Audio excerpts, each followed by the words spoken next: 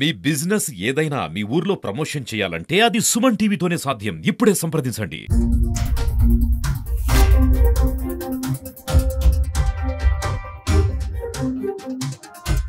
నకిలీ పట్టాల కేసు విచారణ కీలక దశకు చేరుకుంది. ఇప్పటికే ఎవరినైతే అదుపులోకి తీసుకుని విచారిస్తున్నారో వాళ్ళు ఇస్తున్నటువంటి సమాచారంలో అనేక కీలక విషయాలు వాళ్ళు విచారణలో వెల్లడిస్తున్నట్టుగా మనకు సమాచారం అందుతుంది. ఇదే సమాచారానికి సంబంధించి ఇప్పటికే ఆ నిందితుల్లో ఒకరిగా ఉన్నటువంటి వ్యక్తి ఇచ్చినటువంటి పేర్లు కొన్ని నియోజకవర్గ ఇన్ఛార్జ్ రితీష్ రెడ్డి కూడా చేర్చినట్టుగా మనకు సమాచారం అందుతుంది. అంటే అందులో ఎక్కువగా టీడీపీ వాళ్ళ పేర్లే ఉన్నాయి.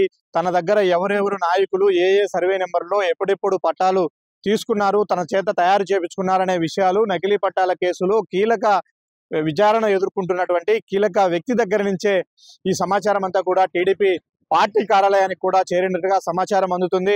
అంటే పదో పరకకు ఆశపడి తాను నకిలీ పట్టాలు తయారు చేస్తే ఈరోజు తాను ఒక నిందితుడిగా ఇన్ని విచారణలు ఇన్ని ఇబ్బందులు పడుతున్నాను, కానీ తన ద్వారా లబ్ధి పొందినటువంటి వాళ్ళు లక్షలాది రూపాయలు సంపాదించుకున్నారు, మీ లీడర్లు వాళ్ళపైన చర్యలు తీసుకోరా అంటూ కూడా ఆ నిందితుడి తరపు కుటుంబ సభ్యులు రితీష్ రెడ్డి దగ్గర మొరపెట్టుకున్నట్టుగా మనకు సమాచారం అందుతుంది. ఇక నకిలీ పట్టాల కేసు విచారణ మొత్తం ఇప్పుడు గోపవరము రెవెన్యూ కార్యాలయం మెడకు చుట్టుకున్నట్టుగా మనకు సమాచారం అందుతుంది. అందులో ఇప్పుడు మనం నిల్చొని ఉన్నటువంటి ఇదే ఎన్జిఓ ప్లాట్లకు సంబంధించి మొత్తం 130 పేర్లు అధికారికంగా ఉంటే అదే రిజిస్టర్ లో మరికొన్ని పేర్లు అదనంగా చేర్చారు. వాటికి సంబంధించినటువంటి పట్టాల విషయంలోనే తమ దగ్గరికి బాధితులు వచ్చారు.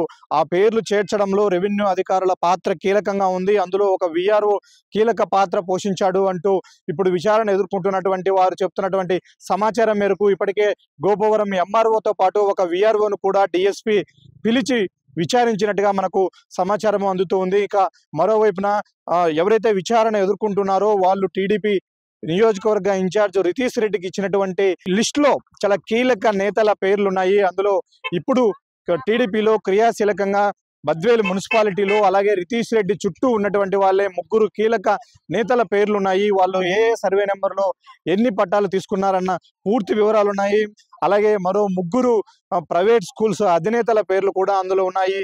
అలాగే 2 లేడీ డాన్లుగా పేరొందినటువంటి 2 మహిళల పేర్లు కూడా అందులో ప్రముఖంగా అతను రాశాడు. ఆ సమాచారాన్ని అంతా కూడా టీడీపీ ఎతకిచ్చారు. అయితే ఇప్పుడు రితీష్ రెడ్డి దీనిపైన ఎలాంటి చర్యలు తీసుకోబోతున్నాడు అన్నది ఇప్పుడు కీలకంగా మారింది. ఎందుకంటే ఇప్పటికే ఒకవైపున పోలీసులు దీన్ని చాలా సీరియస్ గా తీసుకొని పూర్తి స్థాయిలో విచారణ చేస్తున్న నేపథ్యంలో ఇప్పుడు ఇందులో అందరూ కూడా అధికార పార్టీ నాయకులు ఇన్వాల్వ్ అయ్యారు. వాళ్ళ పేర్లు ప్రముఖంగా వినిపిస్తున్న నేపథ్యంలో ఈ కేసు విచారణ సాఫీగా ముందుకు వెళుతుందా, లేకపోతే గతంలో వైసీపీ ప్రభుత్వంలో విచారణ సాగి అర్ధాంతరంగా ఆగిపోయిన విధంగానే ఇప్పుడు కూడా ఈ కేసును పక్కదారి పట్టిస్తారా అనే సమాచారం తెలియాల్సి ఉంది. ఇప్పుడు ఈ ముఖ్య నేతలు కూడా ఈ దొంగ పట్టాలు తయారు చేసే వాళ్ళ దగ్గర నుంచి పట్టాలు పొందినట్టుగా తెలుస్తూ ఉంది.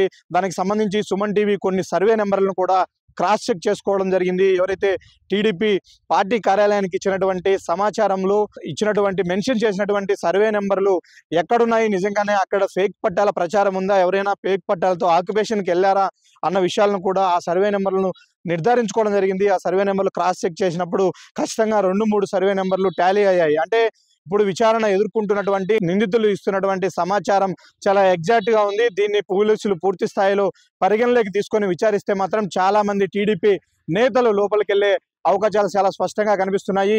ఇప్పటికే 2 సార్లు విచారణకు హాజరైనటువంటి గోపవరము ఎంఆర్ఓ కూడా తనకు తెలిసినటువంటి కీలక సమాచారాన్ని కూడా పోలీసులకు అందించినట్టుగా తెలుస్తుంది. అయితే ఇప్పుడు గోపవరం రెవెన్యూ సిబ్బంది పైన గతంలో వచ్చినటువంటి ఆరోపణలకు ఇప్పుడు బలం చేకూర్చే విధంగా కొన్ని పరిణామాలు జరుగుతూ ఉన్నాయి.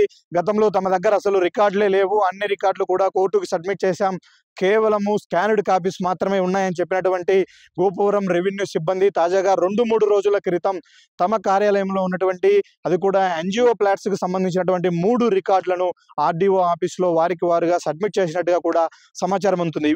వీటన్నిటి ఆరోపణలు అనుమానాల నేపథ్యంలో ఇప్పుడు పోలీసుల కేసు విచారణ ఏ వైపుగా సాగబోతుంది అన్నది తెలుస్తుంది. మరోవైపు ఎవరైతే విచారణ ఎదుర్కొంటున్నారో వాళ్ళందరూ కూడా తీవ్ర ఆవేదన వ్యక్తం చేస్తున్నారు. ప్రతిరోజు ఉదయం 6 గంటల నుంచి అర్ధరాత్రి వరకు కూడా తమ వారిని విచారణ పేరుతో పోలీసులు వేధిస్తున్నారు అంటూ ఆ కుటుంబ సభ్యులు తీవ్ర ఆవేదన చెందుతున్నారు. అందులో ఒక విచారణ ఎదుర్కొంటున్నటువంటి వ్యక్తి నిన్న పోలీసు విచారణలో అకస్మాత్తుగా బీపీ రైజ్ అవడంతో అతను హాస్పిటల్లో చేరాడు. ప్రస్తుతం కడప రిమ్స్ ఆసుపత్రిలో అతను చికిత్స పొందుతూ ఉన్నారు. కేసు విచారణ ఎదుర్కొంటున్న వారందరూ కూడా దళిత సామాజిక వర్గానికి చెందిన చెందిన వారు కావడంతో అనేక మంది ప్రముఖులు ఉన్నత వర్గాలకు చెందిన వారి పేర్లు తమ ద్వారా లబ్ధి పొందారు అని మేము విచారణలో ఒప్పుకుంటున్నప్పటికీ ఎందుకు వాళ్ళను పిలిచి పోలీసులు విచారణ చేయట్లేదు, కేవలము దళితులమన్న ఉద్దేశంతో తమనే ఈ కేసులో విరికించే ప్రయత్నం చేస్తున్నారు తప్ప ఇందులో పాత్ర ఉన్నటువంటి పెద్ద పెద్ద తలకాయలను ఎందుకు పోలీసులు విచారణకు పిలవట్లేదు అన్నది ఇప్పుడు ఆ విచారణ ఎదుర్కొంటున్న వారి కుటుంబ సభ్యుల నుంచి కూడా వినిపిస్తున్నటువంటి వాదన. ఇప్పటికే ఈ కేసు విషయంలో ప్రభుత్వంలో కీలకంగా ఉన్నటువంటి ఒక నేత నుంచి ఫాలో అప్ ఉంది, పురోగతి మొత్తం కూడా ఆయనకు సమాచారం అందుతూ ఉంది. కాబట్టి ఇది ఎటువైపు మలుపు తీసుకోబోతుంది, ముఖ్య నేతలు కావచ్చు, ఇంకా ఎంతమంది వ్యక్తుల పేర్లు ఇందులో బయటకు వచ్చే అవకాశం ఉంది అన్న విషయాలపైన కూడా ఇప్పుడు బద్వేల్లో సర్వత్రా చర్చ జరుగుతుంది. ఇదే విషయంలో గతంలో వైసీపీ ప్రభుత్వంలో విచారణ జరుగుతున్న నేపథ్యంలో చాలా మంది అప్పటి వైసీపీ ముఖ్య నేతలందరూ కూడా తమ పేర్లు వెల్లడించొద్దు అంటూ నిందితుల ఇళ్ల దగ్గరికి వెళ్ళి ఏకంగా వాళ్లకు ముడుపులు ముట్టజెప్పిన నేపథ్యంలో ఇప్పుడు ఆ నిందితుల ఇళ్ల దగ్గర కూడా పోలీసులు చాకచక్యంగా సీసీ కెమెరాలను కూడా ఏర్పాటు చేశారు.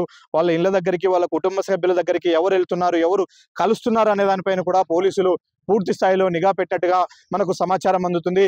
మైదుకూరు డిఎస్పీ ఆధ్వర్యంలో జరుగుతున్నటువంటి ఈ కేసు విచారణకు సంబంధించి పోలీసులు అయితే చాలా కీలకంగా, చాలా సీరియస్ గానే ఈ కేసు విచారణను కొనసాగిస్తున్నారు. అయితే రెవెన్యూ అధికారులు దీనికి ఎంతవరకు సహకరిస్తారు, రెవెన్యూ అధికారులు నిజంగానే సహకరించి ఈ కేసు విచారణ కొలిక్కి వస్తే మాత్రం వాళ్ళు కూడా కొంతమంది ఈ కేసులో ఇన్వాల్వ్ అయినారు, వాళ్ళు కూడా శిక్షను ఎదుర్కోక తప్పదు.